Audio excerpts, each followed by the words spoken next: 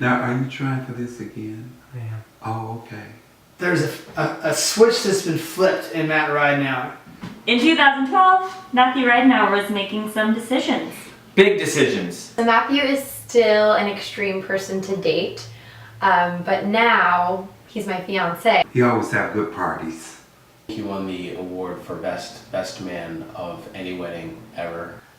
Number one on my favorites contact list. He turned down what he thought was the dream job. He took me all over Nepal. He proved as a technician in his professional craft, but also in his personal craft. Commissioned these Nepali guys to put together this grand proposal with the red carpet. He has invested in families that you would never hear about. We all saw him grow a lot. He's grown a lot and has really gone after a diverse array of experiences this year. Helping my wife and I with a piece of crap condo that we bought. Not only prepared an amazing speech, but also planned a Gangnam Style dance. He wrote up the plans for us that were accepted by the San Francisco Department of Building Inspection. The entire 160 person reception on their feet. After that, he helped us paint.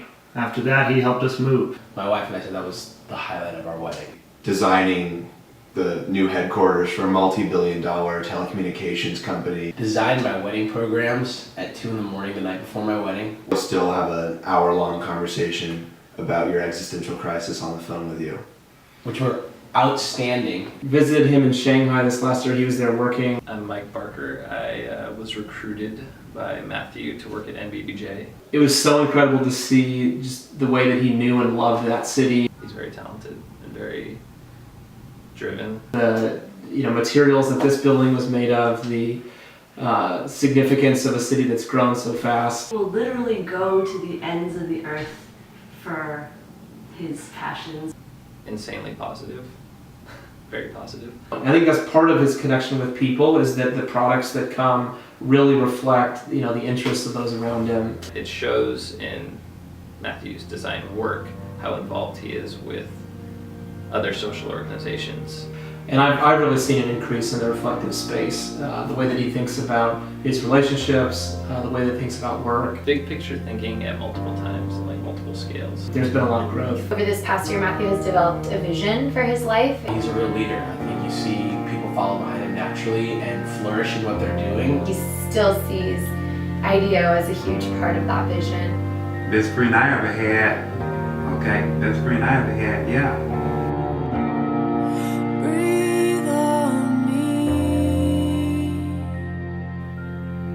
What has Matthew Ridenour been up to this past year?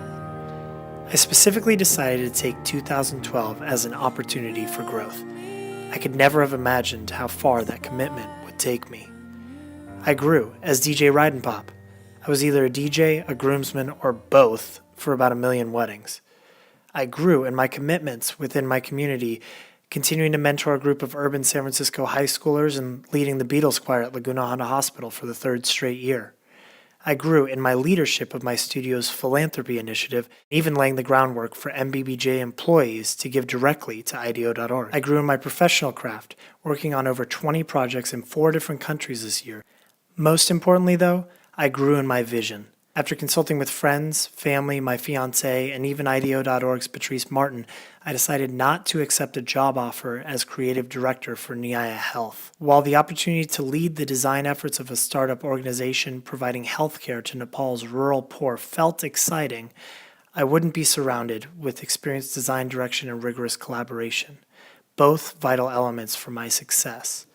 I resolved instead to seek mentorship and growth opportunities within my current role with MBBJ. And what do you know?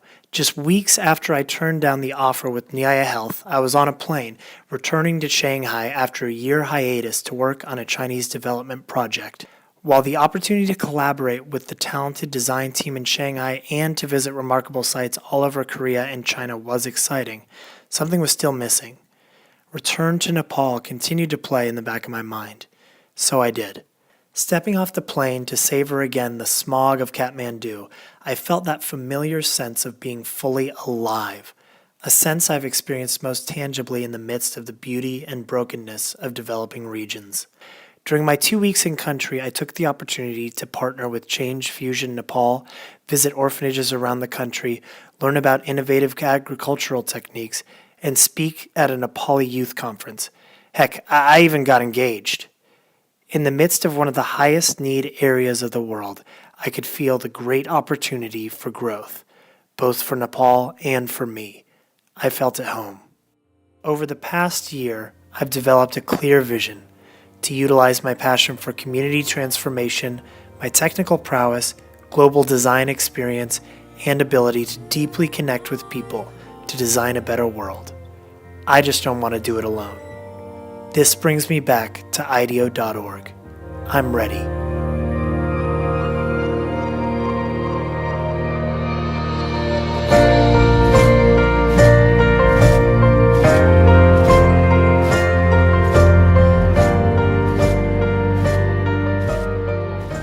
You know, there's this 150% to everything that he does that you just won't find anybody else.